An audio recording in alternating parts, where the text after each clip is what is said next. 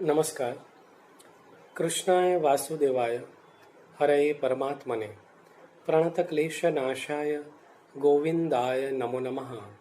ओम श्री गुरु गंगेश्वराय नमो नमः। उरुभंग भास अनुवाद हर्षदेव माधव। મીથના સંદર્ભે વીર નર્મદ દક્ષિણ ગુજરાત યુનિવર્સિટી ગુજરાતી વિભાગ દ્વારા એમએના વિદ્યાર્થીઓના અભ્યાસક્રમ અંતર્ગત આયોજિત વ્યાખ્યાન શ્રેણીમાં ઉરુભંગ ભાસ મીથના સંદર્ભમાં એ વિષય પર આજે આપ સૌની સમક્ષ થોડું ચિંતન પ્રસ્તુત કરીશ। એ પૂર્વે અભ્યાસક્રમ સંદર્ભે વિદ્યાર્થીલક્ષી આ વ્યાખ્યાન શ્રેણીમાં નિમંત્રણ આપવા બદલ સૌપ્રથમ હું ડૉક્ટર શરીફા બેન વિજરીવાળા, ડૉક્ટર નરેશ શુક્લ તથા અન્ય અધ્યાપક મિત્રો, વ્યવસ્થાપકશ્રીઓ અને સહાયક મિત્રોનો હૃદયથી આભાર માનું છું। વિદ્યાર્થી મિત્રો, સંસ્કૃત સાહિત્ય એ અગાધ સાગર જેવું છે। વૈદિક સંસ્કૃત સાહિત્યથી માંડીને અર્વાચીન સંસ્કૃત સાહિત્યનો ઇતિહાસ અને એનો વિકાસ અકલ્પનીય છે। યુગે યુગે પરિવર્તન પામતા આ સંસારમાં સંસ્કૃત સાહિત્ય પણ નિત્ય પરિવર્તનશીલ રહ્યું છે અને એણે પોતપોતાના સમયનો યુગબોધ પણ આપવા પ્રયત્ન કર્યો છે। આદિકાવ્યો રામાયણ અને મહાભારત પોતે જ વૈદિક આખ્યાનો અને ઉપાખ્યાનોના મીથને રજૂ કરનારા છે, પણ એ જ રીતે આ બંને આદિ મહાકાવ્યો રામાયણ અને મહાભારત એ પરવર્તી સમૃદ્ધ એવા સંસ્કૃત સાહિત્યને માટે ઉપજીવ્ય કાવ્ય સિદ્ધ થયા છે।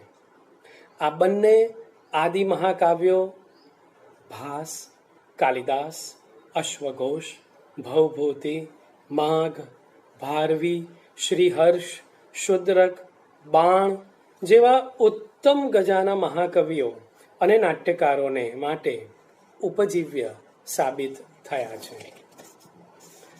મિત્રો, આવા યશસ્વી સંસ્કૃત સર્જકોમાંથી આજે આપણે વાત કરવા જઈ રહ્યા છીએ નાટ્યકાર ભાસ વિશે, કે જેમના માટે સ્વયં કાલિદાસે પ્રથિત યશસ્નું બિરુદ આપ્યું હતું।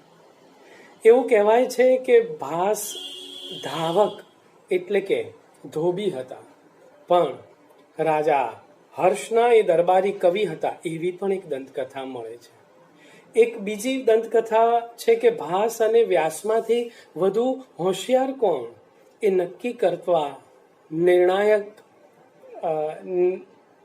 ન કરી શક્યા અને ત્યારે આ બંને કૃતિઓને અગ્નિમાં નાખવામાં આવ્યા। બંને કર્તાઓની કૃતિઓને અગ્નિમાં નાખવામાં આવી અને એમાં એવું કહેવાય છે કે ભાસની કૃતિઓને અગ્નિ પણ બાળી શકી નહીં। અર્થાત મિત્રો, તાત્પર્ય એ છે કે વિવેચકોની વિવેચન રૂપી અગ્નિ કસોટીમાં વિવેચકો જ્યારે વિવેચન કરે ત્યારે આખરી કસોટીમાંથી એ કૃતિને પસાર થવું પડે, તો ભાસની કૃતિઓને વિવેચકો પણ આર પાર ઉતારે છે। વિવેચન રૂપી અગ્નિ પણ ભાસને બાળી શક્યો નથી, ભાસની કૃતિઓને બાળી શક્યો નથી। મિત્રો, મહાકવિ ભાસ એ સંસ્કૃત સાહિત્યના એ પ્રથમ પંક્તિના નાટ્યકાર છે અને આગળ કીધું એમ મહાકવિ કાલિદાસે તો એમને પ્રથિત યશસ્નું બિરુદ આપ્યું છે અને આપ જાણો છો કે કાલિદાસ એ કવિ કુલ ગુરુનું પદ ભોગવે એવા મહાકવિ છે। એવા કવિ કુલગુરુ જ્યારે પોતાની પ્રથમ કૃતિ માલવિકાગ્નિમિત્રમાં આ ઉરુભંગના રચયિતા ભાસને પ્રથિત યશસ્નું બિરુદ આપી રહ્યા હોય ત્યારે એમાં સ્વયં ભાસ ગૌરવાન્વિત થઈ રહ્યા છે. મિત્રો, મહાકવિ બાણે હર્ષચરિતમાં પૂર્વસૂરીઓની વંદના કરી છે અને એ વંદનામાં ભાસની યશસ્વિતાને અહોભાવ ભરી અંજલિ બાણ અર્પે છે. તો દંડી પણ ભાસને એની કૃતિઓથી અમર બની ગયેલો જણાવે છે. માત્ર પ્રાચીન વિદ્વાનો જ નહીં મિત્રો, અર્વાચીન વિદ્વાનોએ પણ ભાસની નાટ્યકાર તરીકેની કલા સિદ્ધિનો નિસંકોચ સ્વીકાર કર્યો છે. વસ્તુ અને સ્વરૂપ એમ બંને પ્રકારનું વૈવિધ્ય ધરાવતા એના રૂપકોમાં એની નાટ્યકાર તરીકેની લાક્ષણિકતાઓ અને સિદ્ધિઓના દર્શન થાય છે, જેનો અભ્યાસ ખરેખર રસપ્રદ થઈ પડે એમ છે. વિવિધ રૂપકોના પરિશીલન પછી નાટકકાર તરીકેની એની સિદ્ધિઓનું જે સુરેખ રેખાચિત્ર આપણી સામે તરીને આવે છે, એ દર્શાવે છે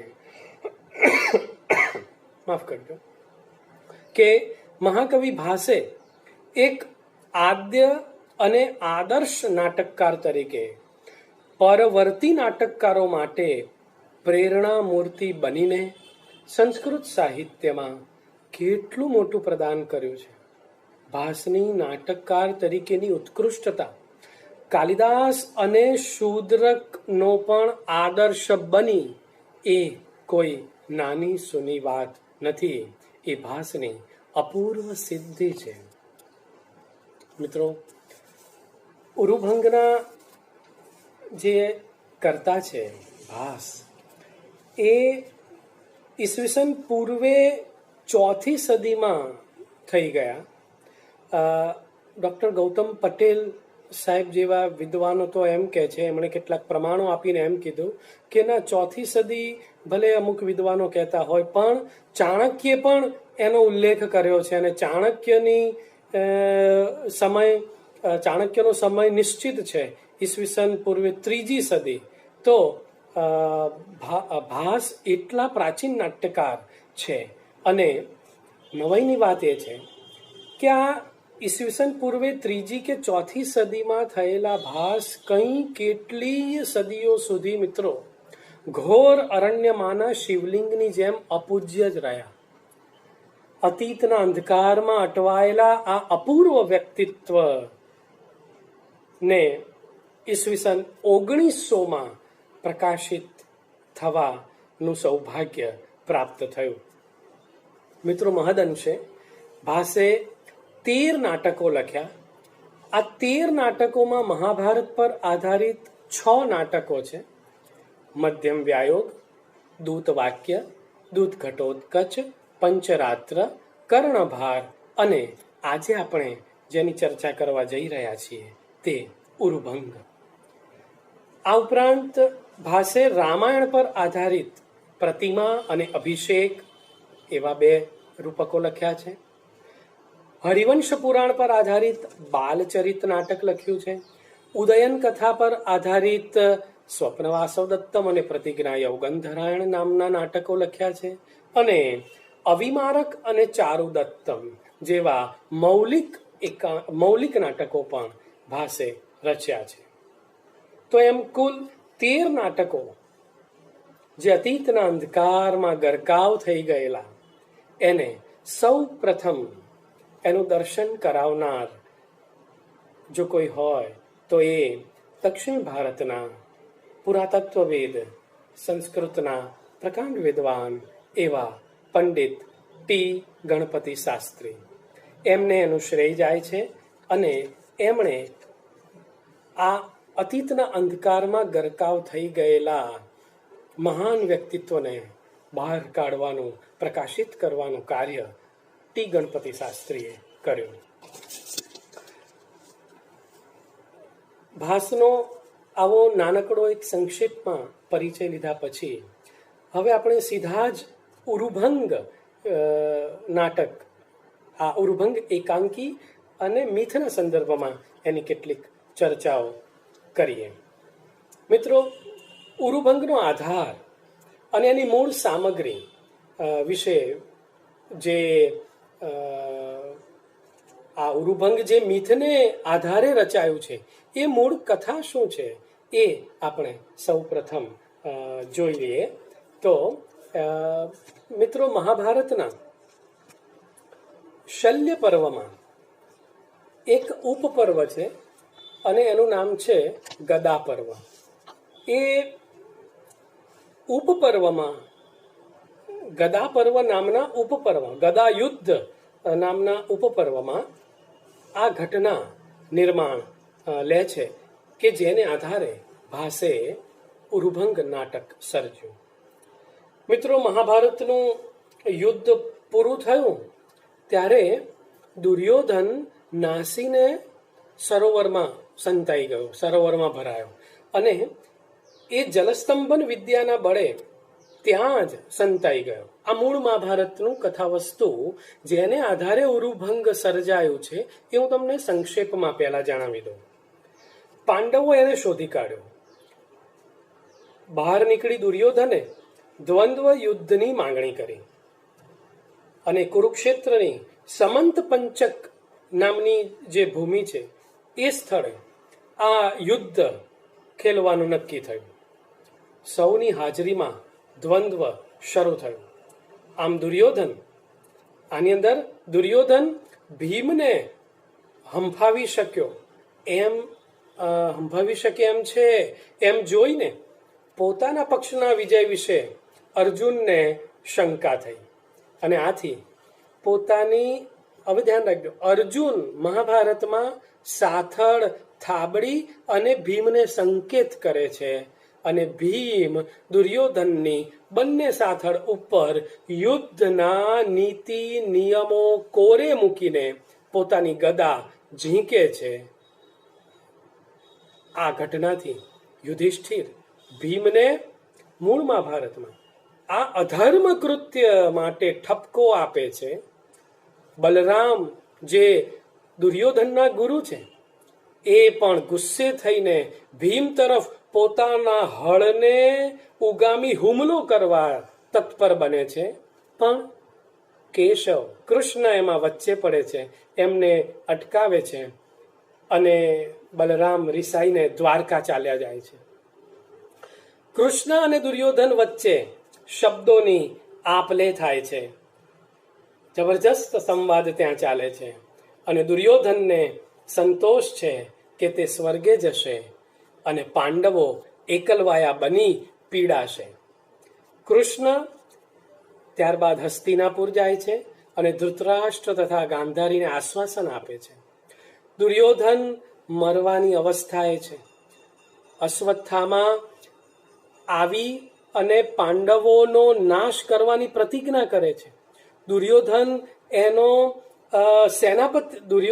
એને સેનાપતિ બનાવે છે અને રાત્રે કપટથી પાંડવોના પુત્રોને મારી નાખે છે. આ સમાચાર સાંભળી દુર્યોધન સંતોષનો શ્વાસ લઈને પ્રાણ ત્યાગ કરે છે. તો દુર્યોધનના અવસાન સુધીનું આ કંઈક આવું મૂળ મહાભારતના શલ્ય પર્વના ગદાયુદ્ધ નામના ઉપપર્વમાં આ પ્રમાણેનું કથાનક પ્રાપ્ત થાય છે. આ ભાસની મૂળ પ્રેરણા સ્ત્રોત કથા. ભાસે હવે આજ જો વાત કરવાની હોત તો એ શું કરવા એક અલગ સ્વરૂપમાં, એકાંકીના સ્વરૂપમાં આ ઘટનાનું નિરૂપણ કરત. અર્થાત એને કંઈક કહેવું છે અને એટલા માટે એણે કેટલાક જડમૂળથી આમૂલ પરિવર્તનો કર્યા. એ આમૂલ પરિવર્તનો કુલ 8 પ્રકારના આપણી નજર સમક્ષ આવે છે, જે હું આપની સમક્ષ રજૂ કરું છું. મહાભારતમાં દુર્યોધનને સાથળમાં મારવાનું સૂચન અર્જુન કરે છે. પણ અહીંયા ઉરુભંગમાં ભાસે આ સંકેત કરવાનું કાર્ય કેશવ શ્રી કૃષ્ણ પાસે કરાવ્યું છે અને કૃષ્ણ પોતાની સાથળ થાબડી અને દુર્યોધનનો જંગાભંગ કરવાનું સૂચવે છે. બીજું પરિવર્તન, ગદાયુદ્ધ વખતે બહારની મહાનુભાવ વ્યક્તિ કોઈ જ મહાભારતમાં હાજર નથી, પણ ઉરુભંગમાં વિદુર અને વ્યાસ જેવા મહાનુભાવો યુદ્ધ નિહાળવા ત્યાં હાજર બતાવાયા છે ભાસે. ત્રીજું મહત્વનું પરિવર્તન, બલરામને સમજાવી અને ઠંડા પાડી કૃષ્ણ એમને દ્વારકા મોકલી આપે છે.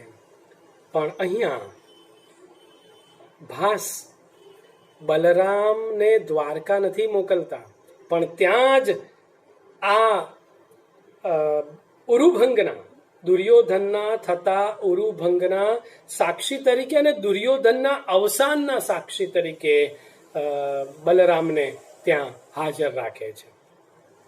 અને ચોથો મહત્વનો ફેરફાર, મહાભારતમાં યુદ્ધ પછી ભીમ દુર્યોધનનું અપમાન કરે છે અને કૃષ્ણ તથા દુર્યોધન વચ્ચે ઉગ્ર બોલાચાલી થાય છે. ભાસે દુર્યોધનના માનભંગનો પ્રસંગ રાખ્યો છે અને એટલો રાખ્યો છે પણ ઉગ્ર સંવાદને ટાળ્યો છે.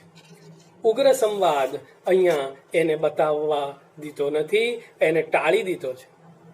પાંચમો મહત્વનું પરિવર્તન, દુર્યોધનને અશ્વત્થામાએ રાત્રે કરેલ યુદ્ધના પરિણામથી આનંદ થાય છે દુર્યોધનને, અને આવું કૃત્ય જોવા એ જીવતો રહે છે. અશ્વત્થામાએ કરેલા સંહારના સમાચાર સાંભળ્યા પછી એ પ્રાણ ત્યજે છે મૂળ મહાભારતમાં. પણ ઉરુભંગમાં હવે જુઓ, ઉરુભંગમાં દુર્યોધન અશ્વત્થામાના આ ક્રૂર કર્મનો સાક્ષી દુર્યોધન બનતો નથી. એ પહેલા જ સ્વર્ગે સીધાવી જાય છે. આગળ છઠ્ઠું પરિવર્તન, દુર્યોધનના માતા પિતા, એનો પુત્ર તથા એની રાણીઓ એ મૂળ મહાભારતમાં હસ્તિનાપુરમાં જ છે. કૃષ્ણ સ્વયં ધૃતરાષ્ટ્ર અને ગાંધારીને દુર્યોધનના મૃત્યુના સમાચાર આપવા જાય છે અને આશ્વાસન આપે છે. દુર્યોધનની રાણીઓ પણ ત્યાં જ છે જ્યારે હસ્તિનાપુરમાં છે. જ્યારે ઉરુભંગમાં રંગભૂમિ ઉપર અને ત્યાં રણભૂમિ ઉપર ભાસ, ધૃતરાષ્ટ્ર, ગાંધારી, દુર્યોધનની બંને રાણીઓ, વિદુર, બંને એનો એક પુત્ર દુર્જય, આ બધાને ત્યાં રણભૂમિમાં લાવે છે અને દુર્યોધન દ્વારા એમને આશ્વસ્ત કરાવે છે. સાતમું મહત્વનું પરિવર્તન, અશ્વત્થામા દુર્જયનો અભિષેક નથી કરતો મૂળ મહાભારતમાં, જ્યારે અહીંયા અશ્વત્થામા દુર્યોધનની હાજરીમાં વિપ્રવચન એટલે કે બ્રાહ્મણ વચનથી દુર્યોધન ના પુત્ર દુર્જયનો રાજ્યાભિષેક કરે છે. આઠમું અને છેલ્લું મહત્વનું પરિવર્તન, મૂળ મહાભારતમાં દુર્યોધન સાવ અહંકારી, તુંડ મિજાજી, દુષ્ટ, વેરના નશાથી ચકચૂર અને અક્કડ રાજવી તરીકે દર્શાવ્યો છે વ્યાસે મહાભારતમાં. અને સાથે સાથે ધર્મને નેવે મૂકવામાં એ પોતાની રાજનીતિની કુશળતા સમજે છે, જ્યારે અહીંયા ઉરુભંગમાં ભાસે દુર્યોધનને આખો બદલાયેલો બતાવ્યો છે. એના પૂર્વ જીવન અને ગદાયુદ્ધ પછીના જીવનમાં ફેર છે. વેર રહિત, પશ્ચાતાપથી શુદ્ધ છતાં સ્વમાની એવા આ વીર શુદ્ધ દુર્યોધન સૌનું માન પોતાની તરફ આકર્ષિત કરી લે છે. તો મિત્રો, આ બધા પરિવર્તન પાછળ ભાસે કેટલાય નાટકીય હેતુઓ સાધ્યા છે, જેની વાત આપણે ક્રમશઃ કરીશું.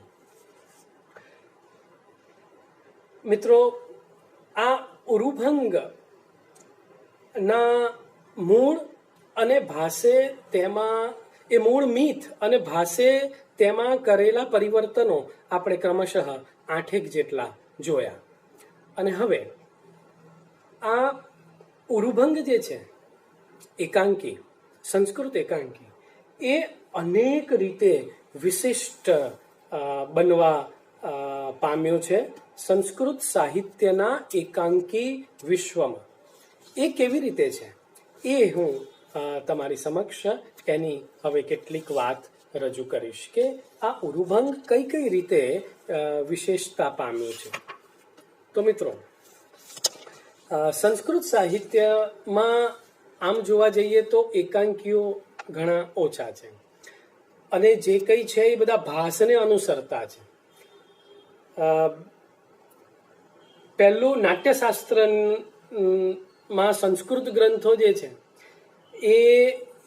એ ગંભીર એકાંકી નાટકોના કેટલાક પ્રકારો વર્ણવે છે ખરા, પણ સંસ્કૃતમાં જે એકાંકીઓ મળે છે તે બહુધા ભાણ, પ્રહસન પ્રકારના હાસ્ય એકાંકીઓ જ હોય છે. પણ આ જે ઉરુભંગ છે એ ગંભીર એકાંકી તરીકે વિશિષ્ટ સ્થાન પ્રાપ્ત કરનારું એકાંકી છે. સંસ્કૃત સાહિત્યમાં ગંભીર એકાંકીઓનો પ્રકાર મિત્રો લગભગ વણખેડાયેલો છે. ઉરુભંગ એવા વિરલ ગંભીર એકાંકીઓમાંનું એક છે. શાસ્ત્રીય પરિભાષાઓમાં એકાંકી જે રૂપકો છે એના જુદા જુદા પ્રકારો ભરતે અને અન્ય નાટ્યશાસ્ત્રીઓએ બતાવ્યા છે. એ પ્રમાણે ઉરુભંગ ઉત્સૃષ્ટિકાંક તરીકે ઓળખાતું એકાંકી છે.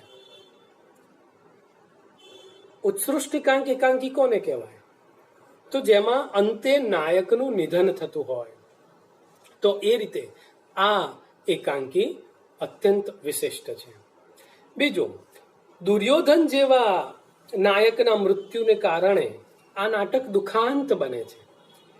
મિત્રો, ભારતીય સંસ્કૃતિની જે પરંપરા છે એમાં બહુધા સુખાંત નાટક હોવું જોઈએ એવી પરંપરા છે. પણ અને સંસ્કૃતમાં તો તમે બધા જાણતા જ હશો કે છેલ્લે તો ખાધું પીધું ને રાજ કર્યું એમ જ આવે. પણ ભાસ એવા એક ક્રાંતિકારી નાટ્યકાર થઈ ગયા કે જેમણે નાટ્યશાસ્ત્રના ભાગ્યે જ કોઈ નિયમ પાળ્યા હશે એકાંકીની રચના માટે. અને એવો એક તર્ક પણ છે કે ભરત મુનિએ નાટ્યશાસ્ત્રમાં જે નિયમો બતાવ્યા છે એ બધા જ નિયમોનું ઉલ્લંઘન ભાસના એકાંકીઓ અને અન્ય નાટકોમાં થતું જોવા મળે છે. તો એ રીતે પણ ભાસ એક ક્રાંતિકારી નાટ્યકાર તરીકે સંસ્કૃત સાહિત્યમાં સ્થાન ધરાવે છે. તો સંસ્કૃત નાટકમાં ટ્રેજેડીની શક્યતાઓ વગેરે ચર્ચાઓનું નિમિત્ત જે બન્યું એ જ આ ઉરુભંગ બન્યું છે. અને દુર્યોધનના પાત્રનું મૂળ મહાભારત કરતા અત્યંત ભિન્ન પ્રકારનું આલેખન અને એની કલાત્મક વ્યંજનાસભર રજૂઆત એને કારણે કવિના જીવન દર્શન વિશે અનેક મતાંતર અને નાટકના અનેક અર્થઘટનને શક્યતાઓ મળી છે. અને એવા અર્થઘટનોની ક્ષમતા એ પોતે પણ આ નાટકની ઉત્તમતાનું એક મહત્વનું લક્ષણ થઈ પડે છે. તો આ રીતે આ ઉરુભંગ નાટક સંસ્કૃત નાટ્ય પરંપરામાં આ 2-3 દ્રષ્ટિએ વિશિષ્ટ સ્થાન ધરાવે છે. મિત્રો, નાટકનો નાયક દુર્યોધન છે. મહાભારતમાં દુર્યોધન ખલનાયક છે. કેવળ ઈર્ષ્યાગ્રસ્ત નખ શીખ દુષ્ટ વ્યક્તિ છે. ઉરુભંગના કવિનું લક્ષ્ય એ દુર્યોધનને ઉજળો આલેખવાનું છે. એ જ લક્ષ્યને સિદ્ધ કરવા માટે એ પોતાની પ્રસંગ યોજના, સંવાદ, ચરિત્ર ચિત્રણ તમામ કલા દ્રષ્ટિપૂર્વક અને સમર્થ રીતે પ્રયોજે છે અને એ પોતાના લક્ષ્યમાં ભાસ સફળ થાય છે. મિત્રો, ઉરુભંગમાં જે નાંદી શ્લોક છે, આ નાંદી શ્લોક સંસ્કૃત નાટ્ય પરંપરા ની એક ખાસ વિશેષતા છે કે સંસ્કૃત નાટકોમાં પ્રારંભે મંગલાચરણ આવે, નાંદી શ્લોક આવે, જેમાં સર્જક જે છે એ પોતાના ઈષ્ટ દેવ, દેવી કે ગુરુને કે રાજાની પ્રશંસા કરે, એની સ્તુતિ કરે અને એને પ્રણામ કરે.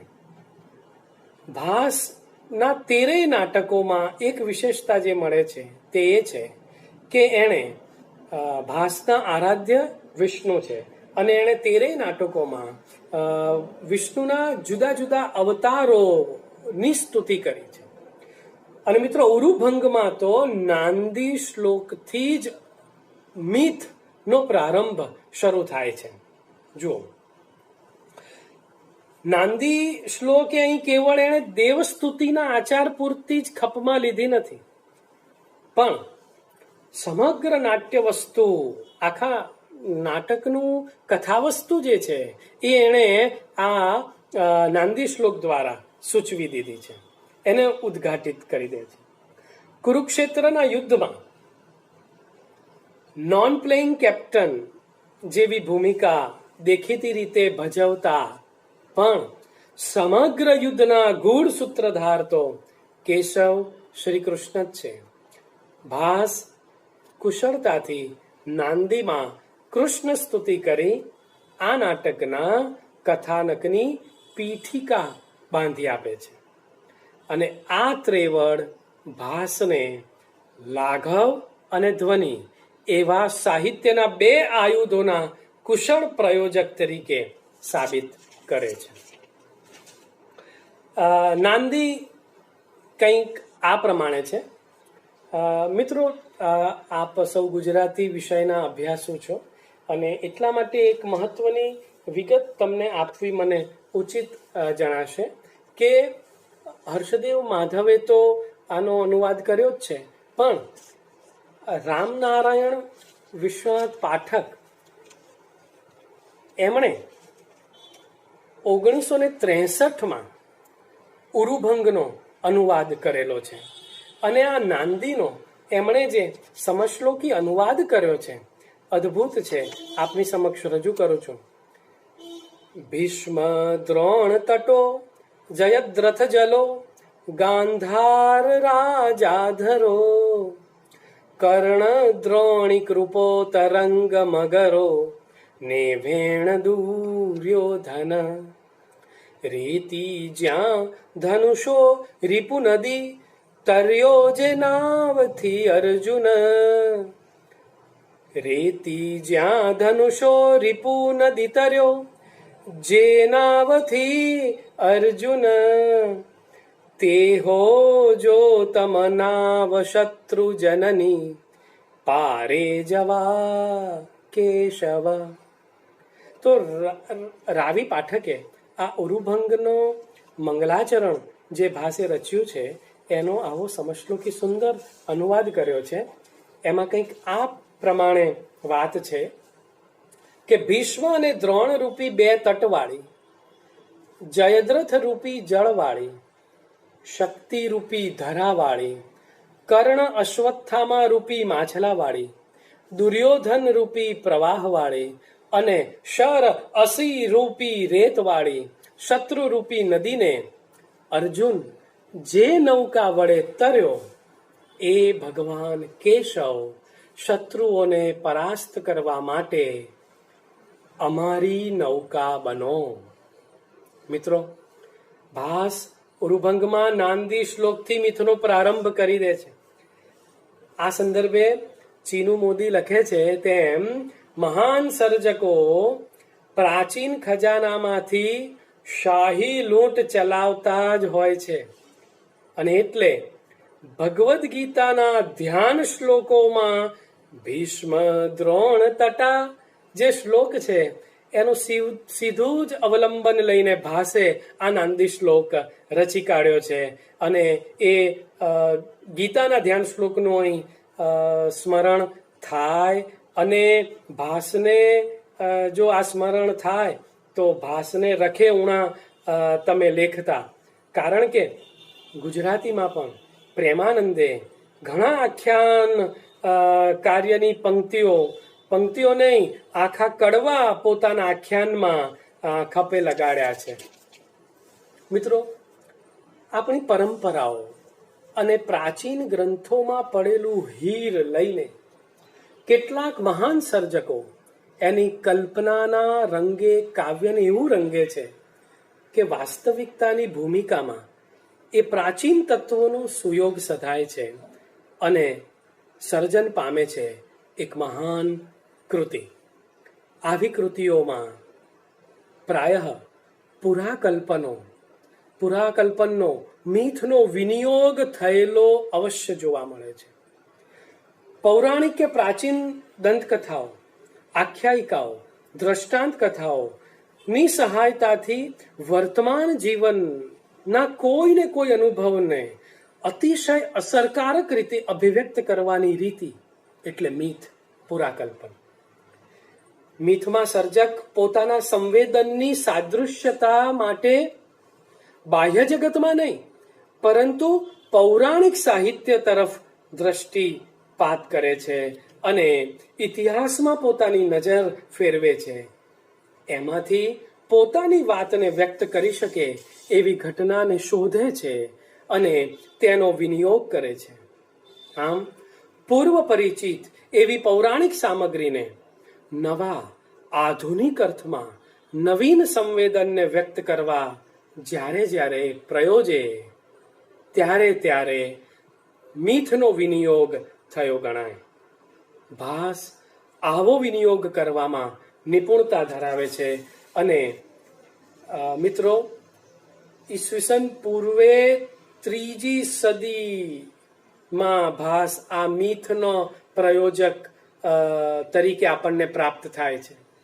મિથ મોટે ભાગે ઘટનાઓના નિરૂપણમાં પ્રયોજાતું દેખાય છે. મહાભારતની દુર્યોધનના ઉરુભંગની ઘટનાને ભાસે મુખ્ય ઘટના તરીકે રાખી અને આની આસપાસ 3-4 નવા દ્રશ્યો સર્જ્યા. ઘટનાક્રમની વાત જોઈએ તો પ્રારંભે એણે નાંદી અને પ્રસ્તાવના, ત્યારબાદ એક વિષ્કંભક મૂક્યો કે જેમાં 3 ભટ્ટ આવે છે, 3 સૈનિકો આવે છે અને એ સમગ્ર યુદ્ધ ભૂમિનું વર્ણન કરે છે કે જેમાં આપણને ખબર પડે છે કે કૃષ્ણે સાથળનો સંકેત કરીને ભીમને દુર્યોધનના ઉરુ ભંગ કરવા કહ્યું. તો એ 3 ભટ્ટ, 3 સૈનિકો આખી યુદ્ધની વિભીષિકાનું અદ્ભુત વર્ણન વિષ્કંભકમાં કરે છે. એ જ વિષ્કંભકમાં આગળ જતા પછી ભીમ અને દુર્યોધનના ગદા યુદ્ધનું સુંદર વર્ણન છે. આ વર્ણન ભયાનક અને બીભત્સ એમ બંને રસથી આપ્લાવિત કરે એવું છે. ત્યારબાદ મુખ્ય દ્રશ્ય છે અને એમાં દુર્યોધન અને બલરામનો સંવાદ આવે છે. અને ત્યારબાદ દુર્યોધન અને એના સ્વજનો સાથેનો સંવાદ છે અને અંતે દુર્યોધન અને અશ્વત્થામાનો સંવાદ છે. મિત્રો, તો આ ઘટના કે ક્રિયાના આલેખનની સાથે ઉર્મિઓના આલેખન માટે પણ મિથ પ્રયોજાતું હોય છે. ઘણીવાર આપણે સાંભળીએ છીએ આમનું કુટુંબ કેવું છે નહીં, જ્યારે જુઓ ત્યારે બસ મહાભારત જ ચાલતું હોય. આ મિત્રો, આ તો વાત બહુ જ આમ સામાન્ય લાગે, પણ જુઓ આ મિથની શરૂઆત કેવી આપણે રૂઢિપ્રયોગોમાં થઈ ગઈ છે. આમ અહીં મહાભારતમાં આવતા કલહ, કંકાસ, આંતરિક અને બાહ્ય સંઘર્ષોને ખેંચીને જીવન વ્યવહારમાં એની સરખામણી કરી આપવાની આવી આગવી પદ્ધતિ, આગવી રીતિ એટલે મિથ, પુરાકલ્પન. આપણા પુરા પાત્રો જે છે એ ગુણો અવગુણોના પ્રતીક છે. બ્રહ્મા સર્જક, વિષ્ણુ પાલક, શિવ સંહારક દેવો છે. સરસ્વતી જ્ઞાનની દેવી છે. રામ અને રાવણ, કૃષ્ણ અને કંસ એ સત અને અસતના પ્રતિનિધિ છે. અને અહીંયા જે કૌરવ પાંડવોની વાત છે તો એ કૌરવ અને પાંડવ યુદ્ધ પણ ન્યાય અને અન્યાયના સંઘર્ષનું પ્રતીક છે. જેમ અર્વાચીન યુગમાં પ્રાચીન મીથ તૂટે છે, વૈજ્ઞાનિકતા, શાસ્ત્રીયતા, બુદ્ધિ, તર્કવાદ પ્રાચીન અંધશ્રદ્ધાને ભાંગે છે, એવું જ મહાભારતના દુર્યોધનની ચરિત્રગત દુષ્ટ સ્વભાવયુક્ત પ્રકૃતિને પરિવર્તિત કરી ભાસે ઈસવીસન પૂર્વે 3જી કે 4થી સદીમાં મીથ તોડ્યું. અને સાહિત્ય કલા ક્ષેત્રે મિત્રો યુગે યુગે નવા નવા કવિઓ નવા મીથ સર્જે છે. પુરાવૃત્તોના કલ્પન એ સમકાલીન સંવેદનાની અભિવ્યક્તિના સાધન બને છે. એ વાત કાલિદાસની પણ પૂર્વે થઈ ગયેલા ભાસે ઉરુભંગ રૂપક સર્જીને સિદ્ધ કરી બતાવ્યું છે.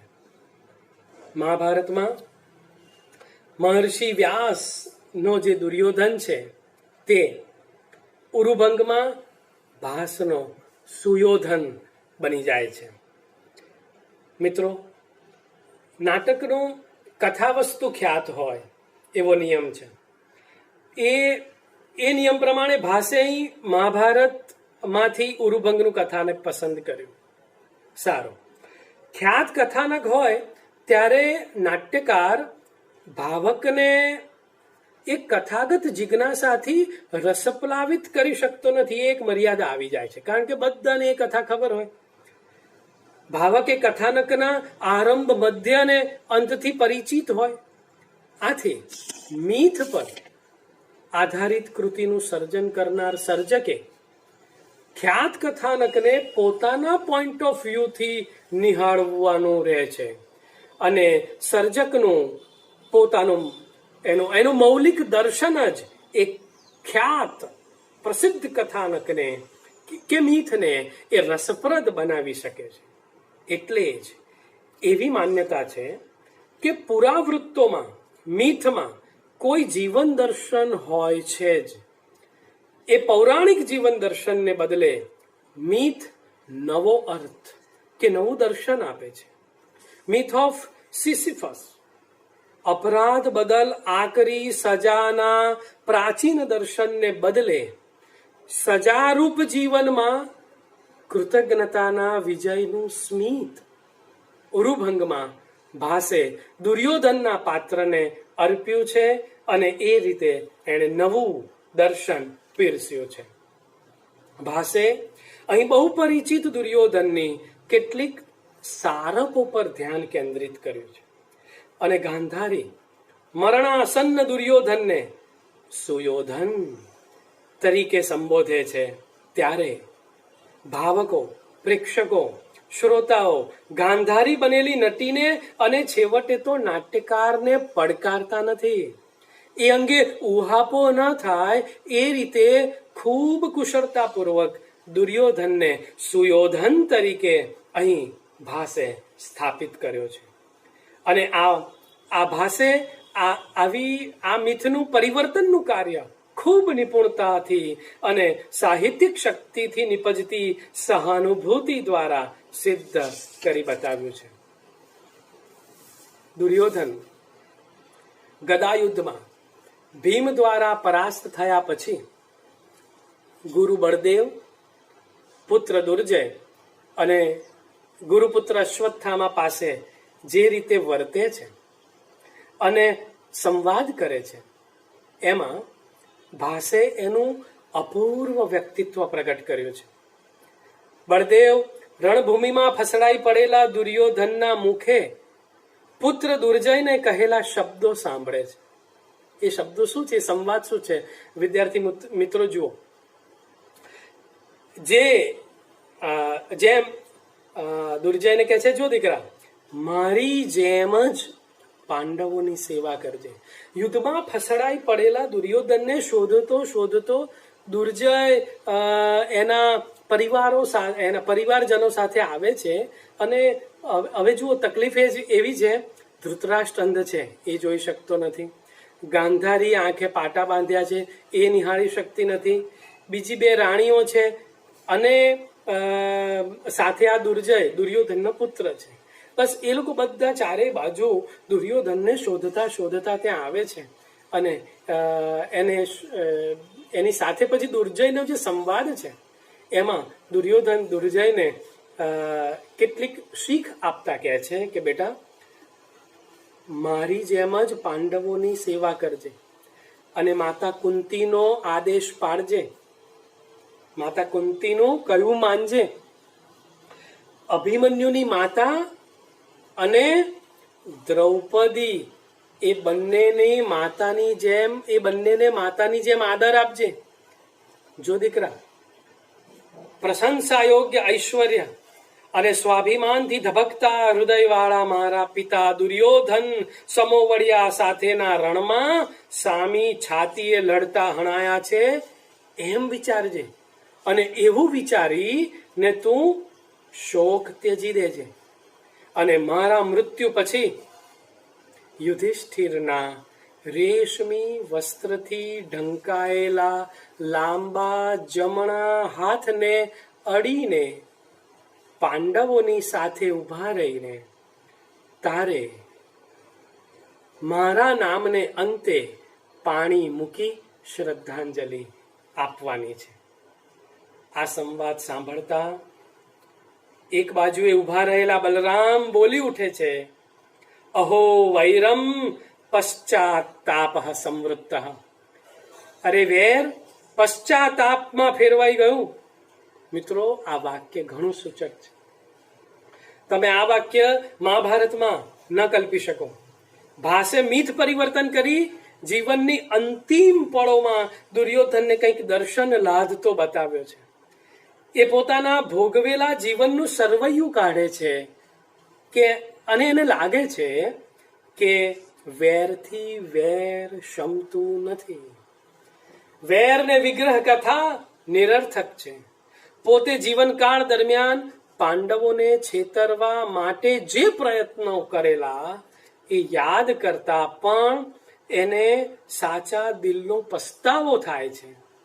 અને પસ્તાવાના પુનિત પ્રવાહમાં ડૂબકી મારીને પોતાના આત્માને વિશુદ્ધ અને ઉદાત્ત બનાવતો દુર્યોધન નવજીવનનો અનુભવ કરે છે. અહીં કલાપી તરત ગુજરાતી ભાવકોને સ્મરણમાં આવશે.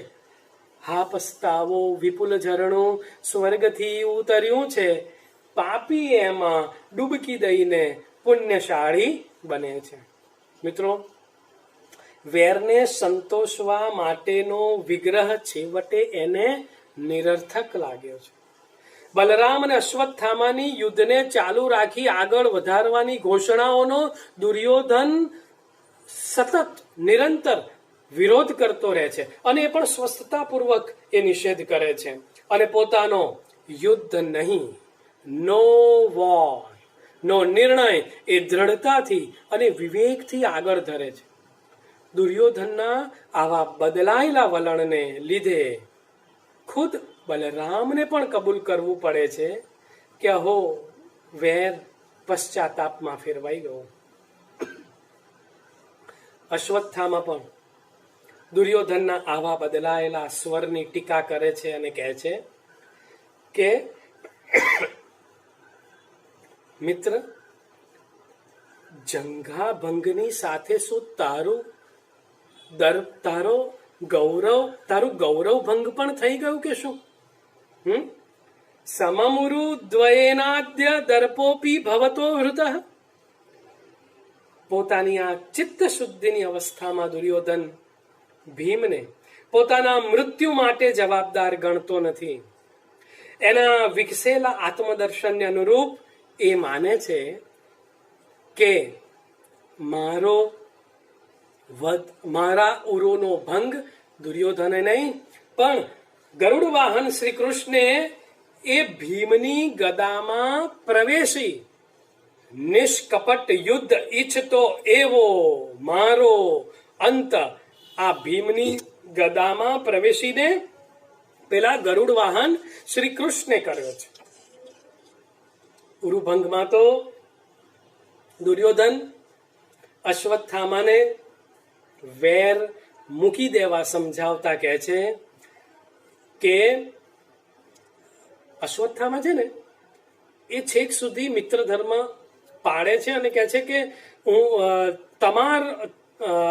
તમારું જે રીતે ભીમે અનીતિથી ઉરુભંગ તમારો કર્યો છે એનો બદલો હું લઈશ.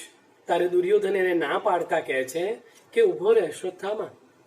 એ વખતે દ્યુતમાં દ્રૌપદીને હાથથી એના વાળ પકડીને જે ઘસડી લવાયેલી કે વળી ત્યારે રણમોખરે બાળક હોવા છતાં પુત્ર અભિમન્યુને જે હણેલો કે પછી પાસાના કપટથી જીતીને પાંડવોને વનપશુ પાસે મૂકી દીધેલા, વનપશુ એમને મારી ખાય માટે મૂકી દીધેલા, એ જોતા એ યુદ્ધ દીક્ષિત પાંડવોએ દર્પ ઉતારવા મારા પ્રત્યે તો બહુ ઓછું કર્યું.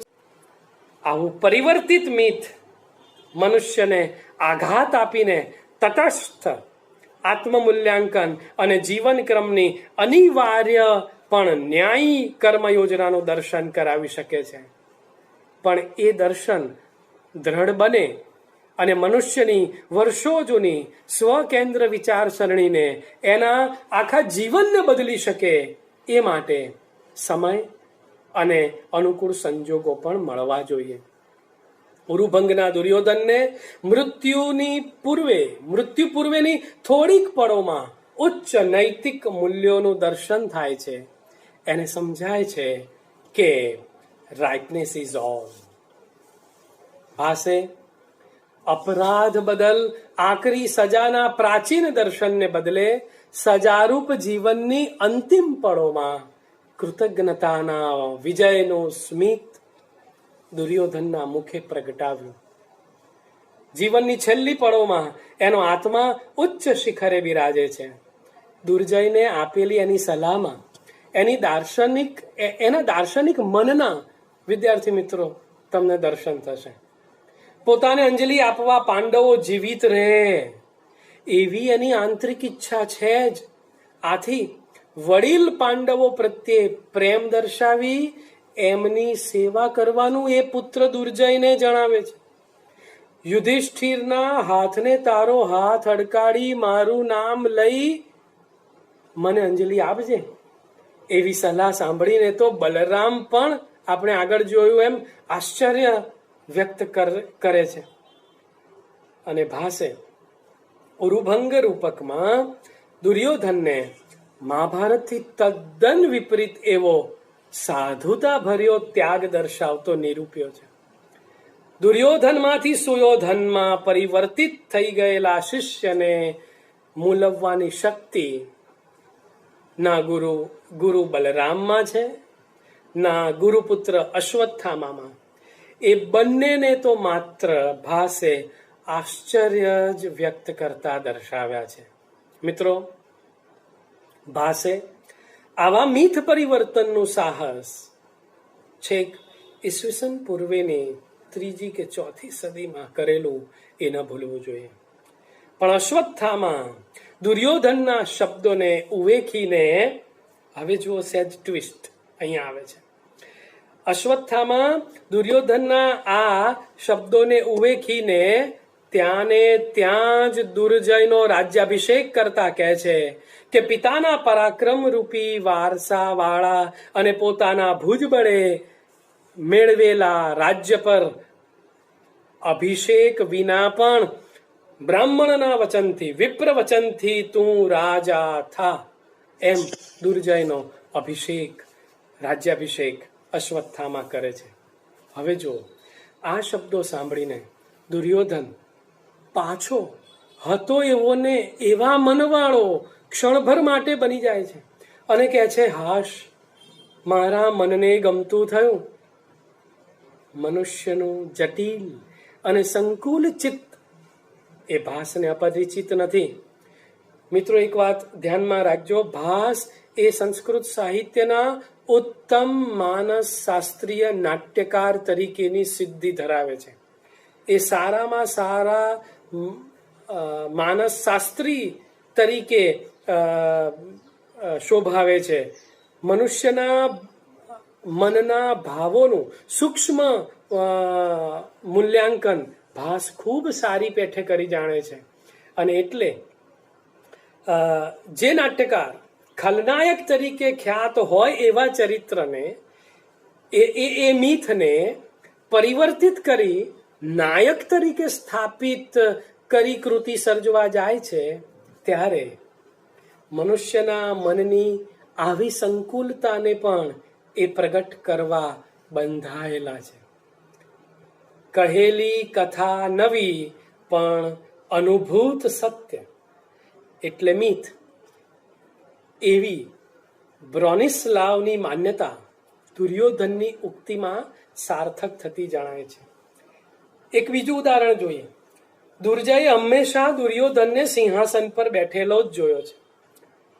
આજે આ ક્ષણે રણભૂમિમાં ઉરુ ભાંગેલો દુર્યોધન જમીન પર બેઠો છે એ જોઈ પ્રેક્ષકોના ચિત્ત ભેદી નાખે ને એવો સંવાદ ભાસે સર્જ્યો છે. દુર્જય કહે છે, મહારાજ આ જમીન પર બેઠા છે. એ ધૃતરાષ્ટ્ર વગેરેને બતાવે છે કે જો આ રહ્યા મહારાજ અહીંયા છે. તો પણ ભાસ આ મનોવૈજ્ઞાનિક ક્ષણને વધુ તીવ્ર બનાવે છે. દુર્જય દુર્યોધનને કહે છે કે હું પણ તમારા ખોળામાં બેસું. અને હવે જુઓ, ભાંગેલા ઉરુનો રંજ દુર્યોધનને આ ક્ષણે થાય છે. અને આ રંજમાંથી બહાર આવવા એ કહે છે, દીકરા, પરિચિત આસનને છોડી ને તું બીજે ગમે ત્યાં બેસ. પૂર્વે ભોગવેલું આસન હવે આજથી તારું નથી. દુર્યોધન કહે છે, કેમ, હવે તમે ક્યાં જવાના છો? તો દુર્યોધન દુર્જયના આ પ્રશ્નનો ઉત્તર આપે છે, 100 ભાઈઓની પાછળ જવાનો છું. દુર્જય બાળક છે, બાળ સહજ એ જવાબ આપી દે છે, કહે છે મને પણ તમારી સાથે લેતા જાઓ. અને ત્યારે દુર્યોધન એક અદ્ભુત વાક્ય કહે છે, ગચ્છ પુત્ર એવમ વૃકોદરમ બ્રુહિ. જા દીકરા, આ તું વૃકોદરને કહે, ભીમને કહેજે. તું આ મિથની આ નાટ્યક્ષણને ભાસની ભાષા શક્તિએ અત્યંત તીવ્ર બનાવી છે. એનો આ ઉત્તમ નમૂનો છે. આવી તીવ્ર નાટ્યક્ષણ આપણને વ્યાસના મહાભારતમાં જોવા મળતી નથી. મિત્રો, દુર્જયના અભિષેકથી દુર્યોધનને થતા સંતોષ આગળ જ એનું અવસાન થતું બતાવીને ભાસ નાટક સમાપ્ત કરે છે. આ અંત સાધારણ નથી. આ પ્રસંગ ભાસે સાવ નવો જ કલ્પ્યો છે. એ સહેતુક છે, અહેતુક તો ન જ હોય. અહીં દુર્યોધનની ઊંડી ખાનદાની બહાર તો આવી, પણ એનું એ સૂક્ષ્મતર નવદર્શન અને એની વર્ષો રીઢી આદતો એની દ્રષ્ટિ સામે સફળતાથી યુદ્ધ માંડી શકે એ પહેલા તો મૃત્યુએ એને જીવનથી અલગ કરી દીધો. એના પરિપૂત દર્શનને દ્રઢ થઈને એના પાત્રનું આમૂલ પરિવર્તન સાધવાનો સમય અને અવકાશ એને ઓછા પડે છે. મિત્રો, ભાસના પંચરાત્રમાં દેખાતો દુર્યોધન દૂત વાક્યમાં અને દૂત ઘટોત્કચમાં પાપના માર્ગે પાછા ન ફરાય એટલે સુધી ગયેલો દુર્યોધન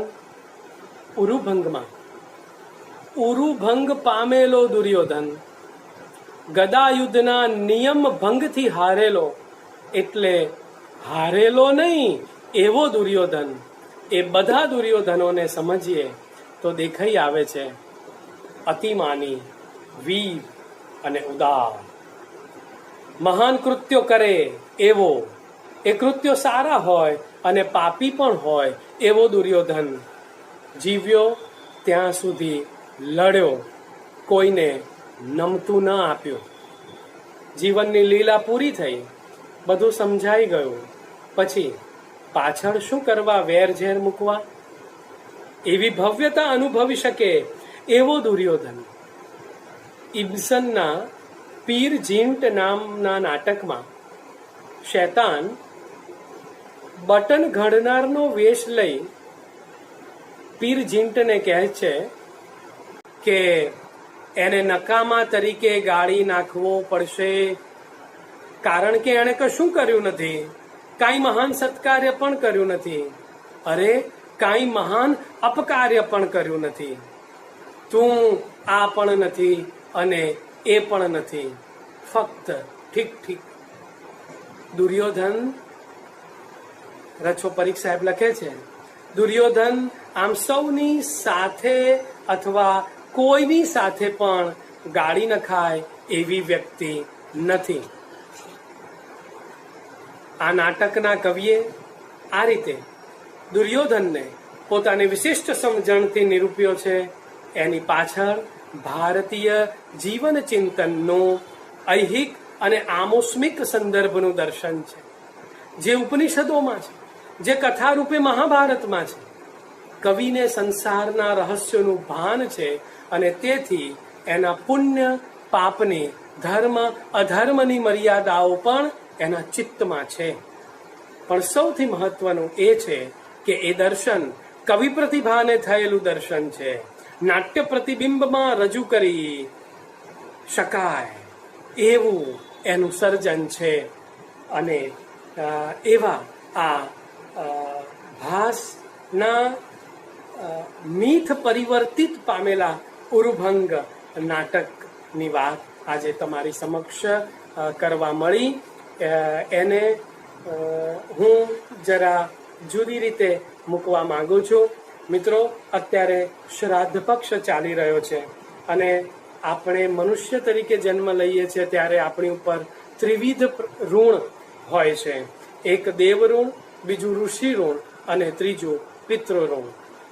શ્રાદ્ધ પક્ષમાં પિતૃ ઋણ તો થાય છે, પણ દક્ષિણ ગુજરાત યુનિવર્સિટીએ આ રીતે વ્યાખ્યાન શ્રેણીનું આયોજન કરીને મને ઋષિ ઋણ ઉતારવા માટે આ ઋષિ તર્પણ કરવાની તક આપી એ બદલ હું સૌનો આભાર માનું છું. સમગ્ર ગુજરાતી વિભાગનો આભાર માનું છું અને મારી વાણીને અહીં વિરામ આપું છું. ધન્યવાદ.